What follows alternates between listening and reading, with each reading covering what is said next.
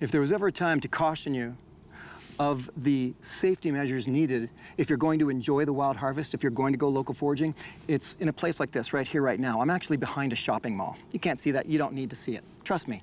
There's a big building on the other side of you, and yet here I am in this wonderful field full of wild edible plants. But I cannot show you everything you need to know in this film about how to gather this wonderful tumbleweed mustard, for example. I can give you lots of tips, and I will. Lots of techniques, absolutely. To be truly safe, 100% accuracy in positively identifying a plant, turn to the experts. Take a course. Go out with somebody who is competent and professional and can teach you the ways of your local foraging. And that way, even when you're not wild and you're just in a back lot behind a shopping mall, you can still enjoy the wild harvest.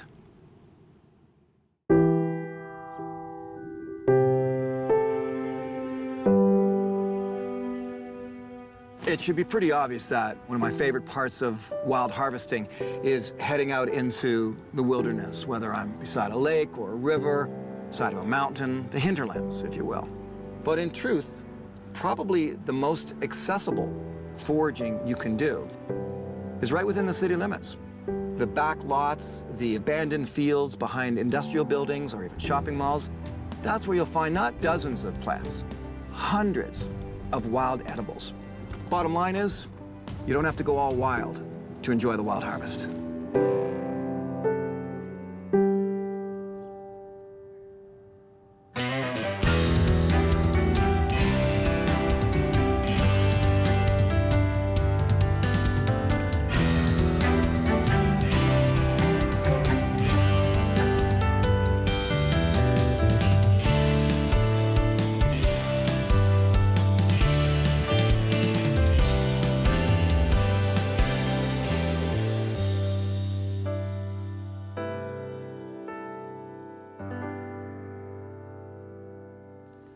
There's all kinds of wild edible plants here.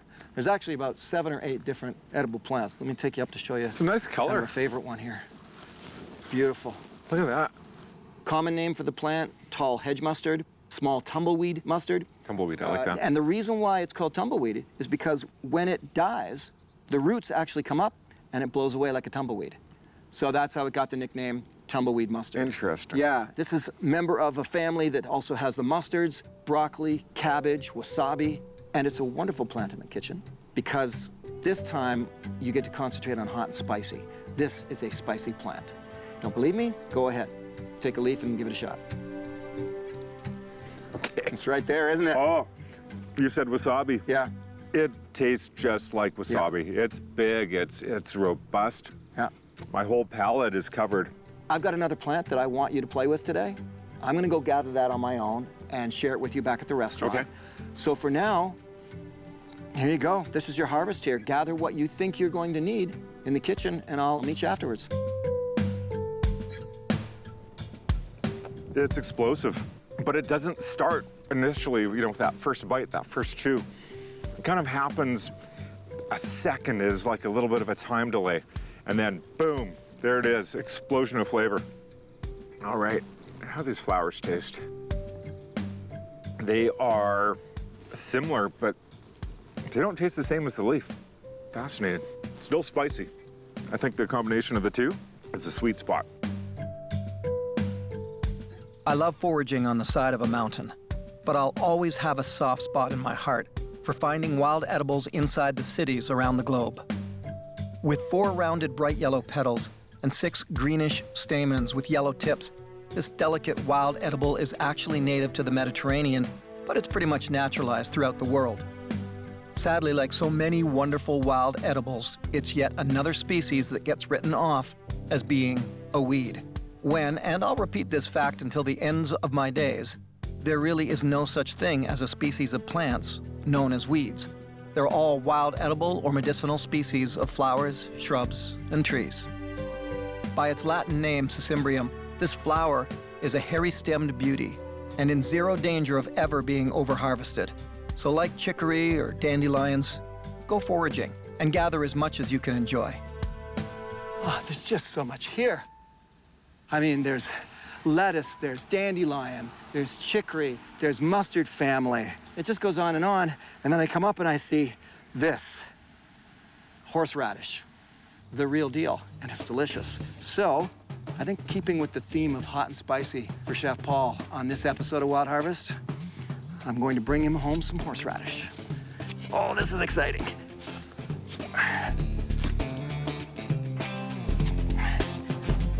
Let's see what I got. Come on, hopefully I got something out of it. Ha ha ha. Look at that. Oh, that's horseradish. You know what? There's so much of it, and it's just widespread and abundant. I want to get him a few more. This is gonna be great.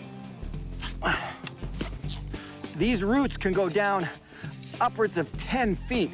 It's a very robust plant. It'll take over your whole yard if you let it. Oh, that just smells so good. There we go, there we go. Oh, yeah.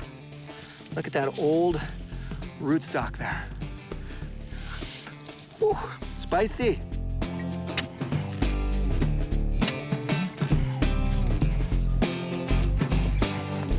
There we go, nice tender young leaves. That's the ones I want. What a beautiful score.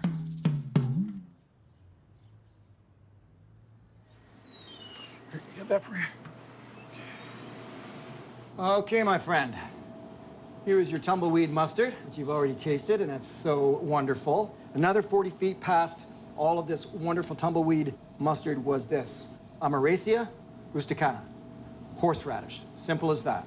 It's remarkable how similar they are. Two completely different plants growing in the same field, and I'll leave you to discover that on your own. Okay. Enjoy yourself. Thanks. Well, this is really cool. Horseradish is something that I grow in the garden, but I've never actually taken it out of a remote location. Oh, that is spicy. This is such a powerful flavor bomb. I don't think I have to reinvent the wheel here in the application. I think what I have in mind is more a traditional application of that horseradishy spice and what it works well with.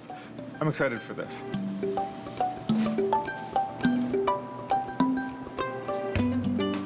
So right now I'm assembling a vegetable sticky rice roll.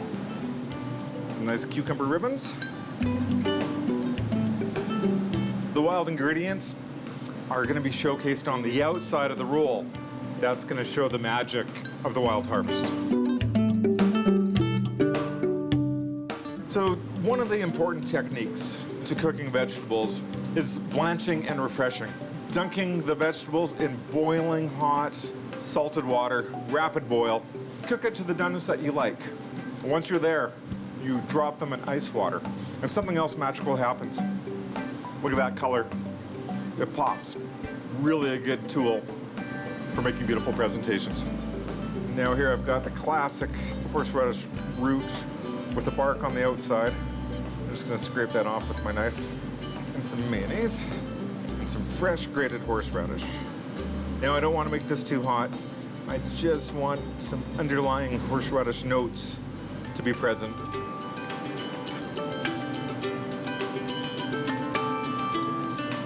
It's perfect. I'm lucky I have so many beautiful leaves.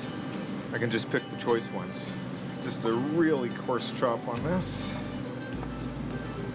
Time to get my flowers ready. Pull these off, they're beautiful. I love the color.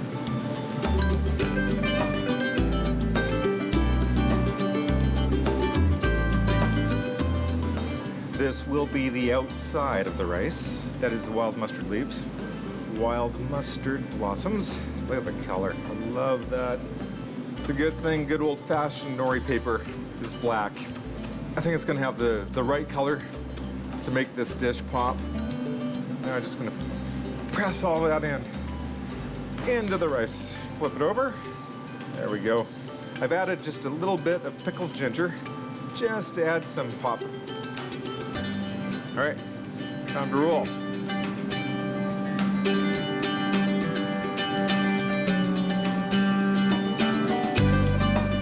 Stand it up so it all sticks together. Now I just have to cool that down. into the fridge it goes. Now I'm deep frying some of this rice. I think it's just gonna be a fun temperature texture play. Like sticky rice arancini.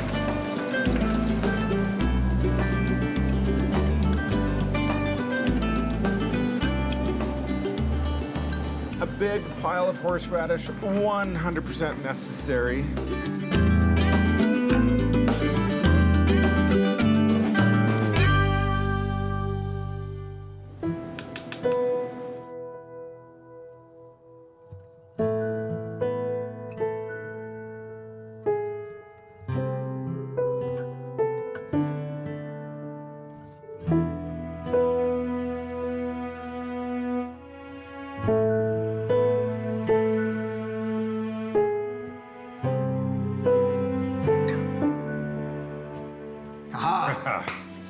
All right. Oh my. This is kind of a vertical presentation.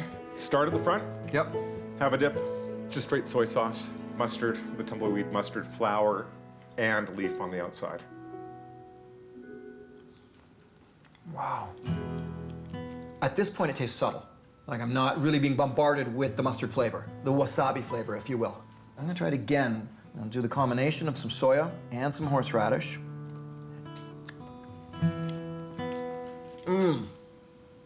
Bam. You got it? That's the winner right there. Wow. First of all, I'm overcoming what's in here. I'm expecting, or was expecting, super hot.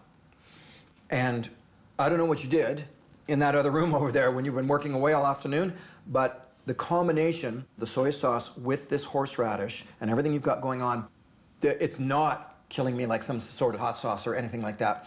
And I also found that as I was eating it, it is one of those flavors that washed over my entire tongue all at the same time. So what are these? So those are little rice balls. They're deep fried. I used a little ice cream scoop. Underneath them happens to be a horseradish mayonnaise.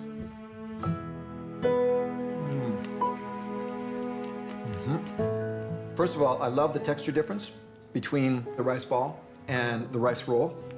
This actually reminds me of trying different little mini sauces on oysters. Yeah, the same sort of experiment.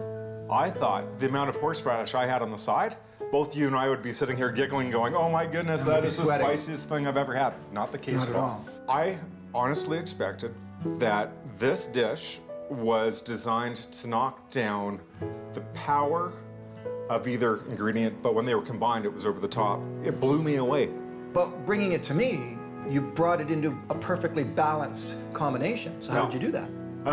In all honesty, I struggled. It was a raw experimentation. I thought I nailed this. I thought I didn't even have to think about it. Well, and again, not that I'm trying to, save your emotions on it or anything like that, but as the person partaking of eating it, for me, you did nail it because then again, I didn't know what to expect.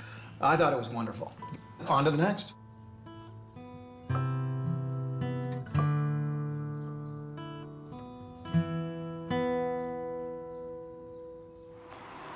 So while Paul's working in the kitchen, I'm actually out just doing some shopping for some used books. I come around the corner, and what do I find?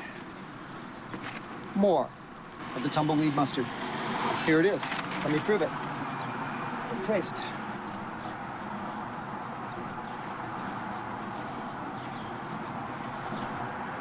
And there it is. Nature's ready to go wasabi. This is why I love to point out the gathering of wild edibles within the city limits, making sure that you know that it's an area that does not get sprayed, making certain that you have permission to be where you're gathering, making sure that it's a place that dogs don't urinate and defecate all the time. There's some logistics behind gathering within city limits, but they're not difficult. And you find a patch like this, and it just becomes fun, and you didn't have to leave the city at all. Right down from your condo or your apartment to that vacant lot that you know exists, to the 7 plants you've identified there, you harvest, and you enjoy your meal. All right, I'm gonna go back to Rouge Restaurant and see what Paul's cooking up for me. For dinner tonight, I want to make lamb. It's gonna take some time to marinate, and I'm thinking a buttermilk marinade should be a beautiful flavor to go along with the wild mustard. Whew, making my eyes water.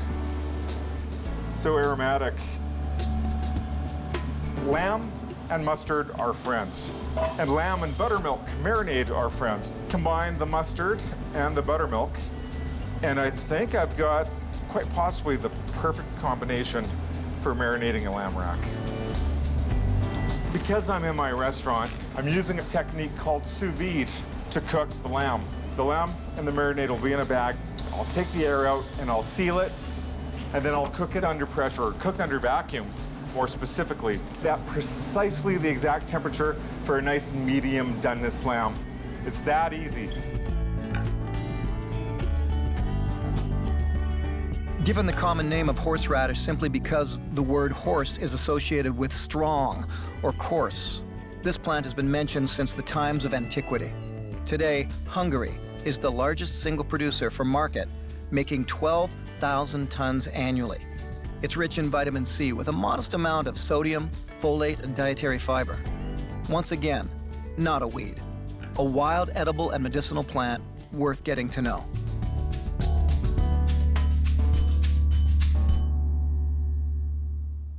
Now, if it makes you uncomfortable gathering within the city limits, going in behind a warehouse or in behind some kind of grocery store or something like that, looking for those abandoned fields, then just consider your own neighborhood. I mean, this is a fence not far from my house, and I happen to know that there's rose hips all along this fence. Every year they grow in profusion.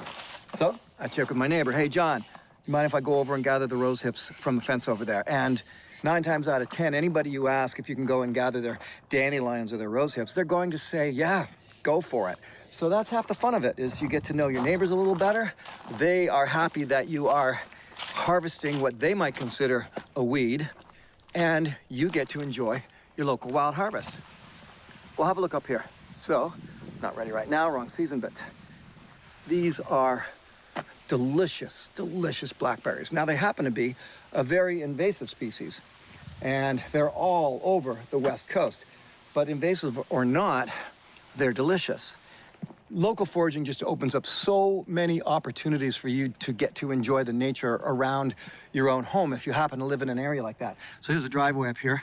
For years, I would go up there and I would gather acorns and madrone berries, amongst other things. Well, now someone has built up there. Great. I get to know them, and I let them know. I say, hey, do you mind if I come in here once a year, maybe gather up some acorns, and I'll make you some acorn flour, make you some acorn loaf, and it connects me to them, it connects me to nature, and I think maybe even better than that, it connects them to nature.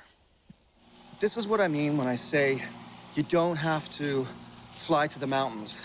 You don't have to be on a canoe trip. You don't have to go off on big adventures. The adventure is in your own neighborhood, in your own backyard, down the street. Of course, there's things to know when it comes to gathering in places that are not yours, and you have to get your permissions. You have to know where you are, and of course, you always want to know about spraying, but it's still incredibly worthwhile. This is what I think is the true essence of local foraging, is foraging in your own backyard.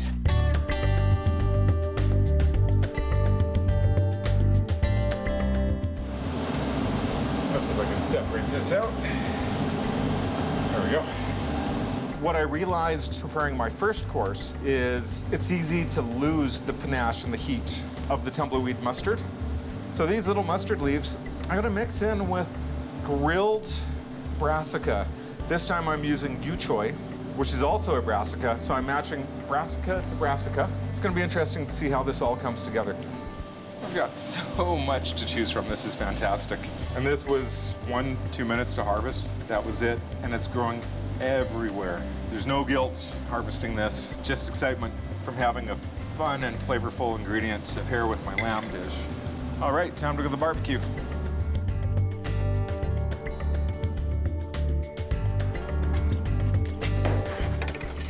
Whoa, 700 degrees, that will work. We go a little olive oil, a little salt. That's a good sound. So remember, the lamb is already cooked. What I'm doing is I'm just adding that outer layer of flavor, adding a crust to it, one might say. Time for the vegetables and onto that very hot charcoal barbecue. There we go.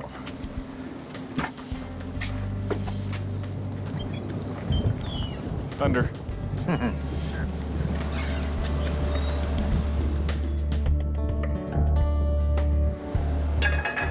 Now, the lamb's resting, so it's gonna give me a chance to finish this yu choy. To add some depth of flavor, I'm adding some chopped shallots. And a healthy amount.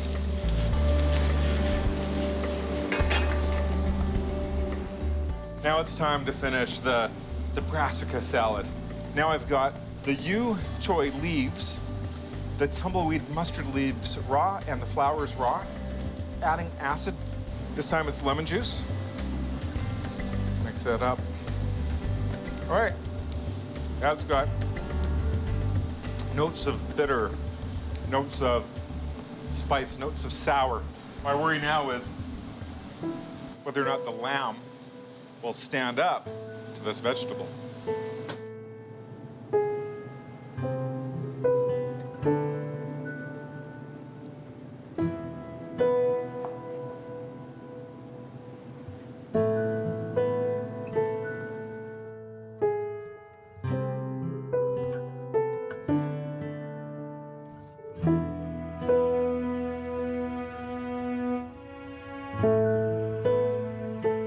All right.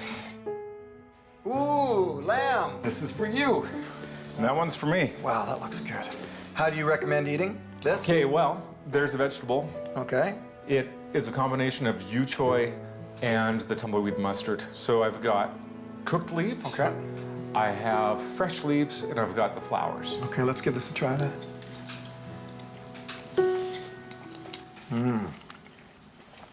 It's a flavor I wasn't expecting, especially for lamb.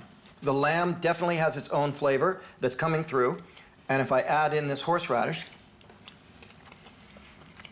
the horseradish doesn't take over. It's just combining with the lamb. They're just both coming to the forefront easily, I would say, too. That's my favorite way so far of this, is combining all three together in a forkful, because then the flavor's dancing around on my tongue. When we were harvesting today, it was incredible.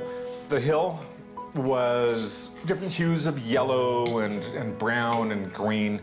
It's definitely a dry location. That's what I noticed. Some blue was popping. There's some flowers that were out. But in the background, above the hill, the sky was absolutely stunning.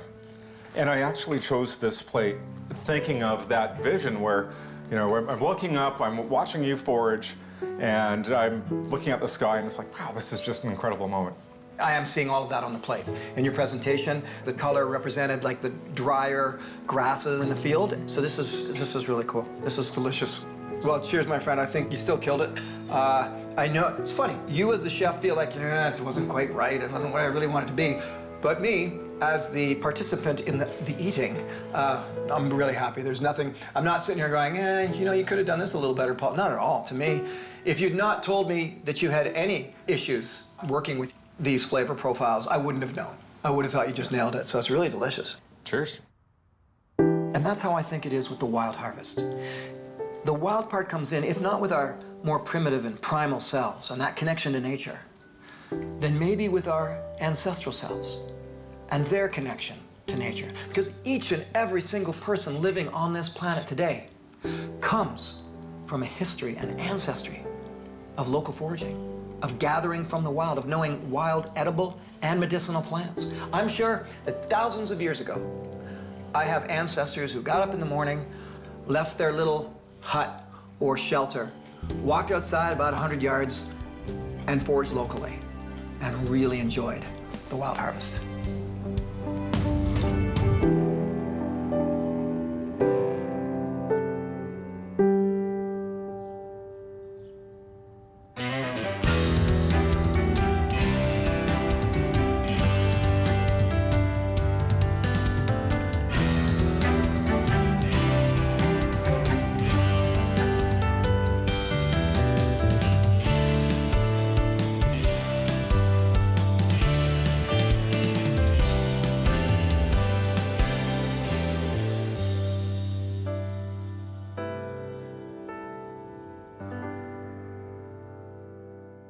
If you'd like to continue the Wild Harvest with me and Chef Paul Rogalski, then please check out our website at wildharvestfilms.com, where we have recipes and foraging tips along with deleted scenes and outtakes from the making of Les Stroud's Wild Harvest.